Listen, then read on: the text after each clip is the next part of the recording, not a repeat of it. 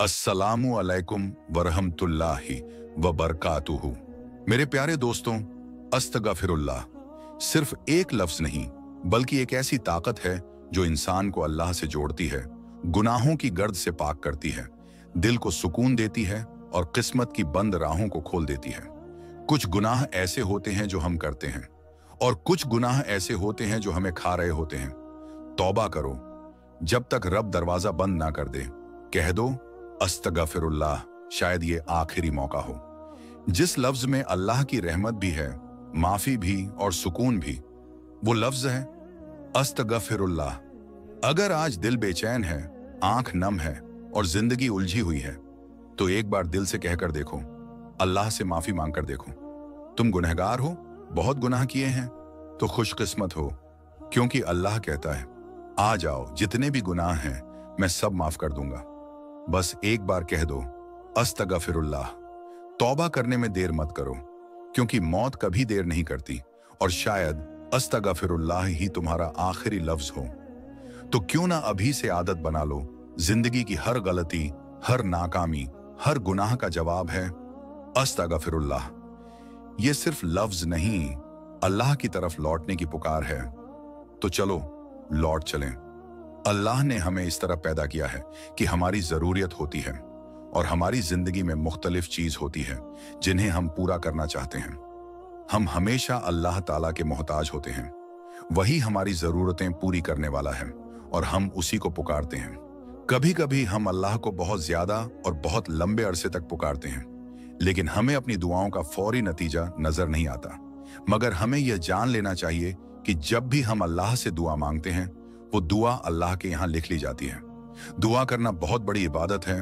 अगर किसी शख्स की दुआएं वैसे पूरी ना हो जैसा वह चाहता था, लेकिन उसके बावजूद वह मुसलसल अल्लाह से दुआ करता रहा, तो अल्लाह के हुक्म से वह शख्स जन्नत में दाखिल कर दिया जाएगा, क्योंकि उसने अपनी जिंदगी में सब्र से काम लिया और आजमाइश को बर्दाश्त किया। अल्लाह बेहतर जानता है कि आपके लिए कब और क्या बेहतर है। वह जानता है कि जो चीज आप मान रहे हैं वह आपके हक में बेहतर है या नहीं। वह जानता है कि अगर आपको वह चीज दी जाए तो वह आपके लिए फायदेमंद होगी या नुकसानदेह। कभी कभी हम ऐसी चीजों की ख्वाहिश करते हैं जो हमें अच्छी लगती है, लेकिन वह हमारे लिए नुकसानदेह होती है। कुछ चीजें हमें ऐसी लगती हैं कि हमारे लिए फायदेमंद है, मगर वह हमारी जिंदगी में तबाही या परेशानी का सबब बन सकती है। इसलिए हमें हमेशा अल्लाह की रहमत माननी चाहिए, उसी पर भरोसा रखना चाहिए और यकीन रखना चाहिए कि अल्लाह जो कुछ करता है वह हमेशा हमारे हक में बेहतर होता है। आज मैं एक बहुत अहम मामले पर बात करना चाहता हूं, और वह यह है कि जिंदगी में वह दरवाजे जो बंद होते हैं उनको खोलने की चाबी क्या है। हम जिंदगी में चलते हैं तो कई दरवाजा बंद मिलते हैं, कई रास्ते रुकावट से भरे होते हैं। इन दरवाजों को खोलने वाला सिर्फ अल्लाह है। मिसाल के तौर पर किसी शख्स का रिज्क, कभी वह माली तंगी में मुब्तला होता है, कर्ज में डूबा होता है, अच्छी नौकरी नहीं मिलती, तनख्वाह कम होती है। कभी सेहत के मसाइल होते हैं, कभी घरेलू मसाइल, कभी बच्चों, बीवी, वालिदैन, बहन, भाइयों या रिश्तेदारों के साथ मसाइल होते हैं। हम इन मसाइल को हल करने की कोशिश करते हैं, लेकिन कुछ नहीं होता, दरवाजा बंद ही रहता है। लेकिन इन दरवाजों को खोलने का एक तरीका है जो हमें अल्लाह ने सिखाया है। यह एक बहुत आसान तरीका है, लेकिन हम में से बहुत से लोग इसे नजरअंदाज कर देते हैं। शैतान हम पर इतनी मेहनत करता है कि जो चीजें अल्लाह ने हमारे लिए आसान रखी हैं, शैतान हमें वसवसे डालकर यह बताता है कि यह बहुत आसान है, यह हल नहीं हो सकता, तुम्हें इससे ज्यादा कुछ करना होगा। हालांकि अल्लाह फरमाता है कि यही हल है। हल बहुत सादा है, लेकिन इस पर कायम रहना जरूरी है। अगर आप सिर्फ इसलिए नमाज पढ़े कि आज आप बीमार हैं और उम्मीद रखें कि कल सुबह शिफा मिल जाएगी, तो ऐसा नहीं होता। आप दुआ करें, अल्लाह से इल्तिजा करें, क्योंकि आपको माली मुश्किलात का सामना है, और ये उम्मीद करें कि कल सुबह कोई 2 मिलियन आपके कदमों में डाल देगा, तो ऐसा फौरी तौर पर नहीं होगा। अल्लाह ऐसा कर सकता है, मगर वह ऐसा नहीं करेगा, क्योंकि जब इंसान मुश्किल में होता है तो उसका दिल नरम हो जाता है। जब कोई बीमार होता है या माली मुश्किलात में होता है, तो क्या वह मस्जिद नहीं जाता? क्या वह अल्लाह से गिड़गिड़ा कर दुआ नहीं करता? क्या वह अपने गुनाहों पर आंसू नहीं बहाता? क्या वह अल्लाह से नहीं कहता, या अल्लाह मैंने जो जिना किया माफ कर दे, मैं दोबारा नहीं करूंगा। मैंने जो शराब पी माफ कर दे, मैं दोबारा नहीं पीऊंगा। मैंने जो जुआ खेला माफ कर दे, मैं दोबारा नहीं खेलूंगा। लेकिन या अल्लाह, अब मेरे साथ एक बहुत बड़ी मुश्किल है, मेरी मदद फरमा। बंदा उस वक्त अल्लाह के बहुत करीब होता है क्योंकि वह मुसीबत में है। बाज औकात अल्लाह अपनी रहमत से बंदे को उसी हालात में रखता है ताकि वह अल्लाह के करीब रहे, क्योंकि अगर फौरन सब कुछ दे दिया जाए तो शायद बंदा अल्लाह को भूल जाए। लेकिन इन दरवाजों को खोलने की एक चाबी है और वह चाबी बहुत सादा है, अस्तगफिरुल्लाह। यही चाबी है जो बंद दरवाजों को खोलती है।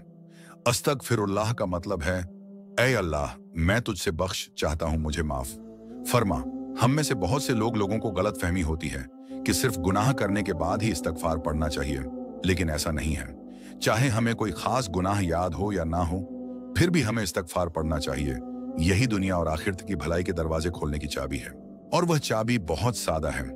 अस्तगफिरुल्लाह यही चाबी है जो बंद दरवाजों को खोलती है।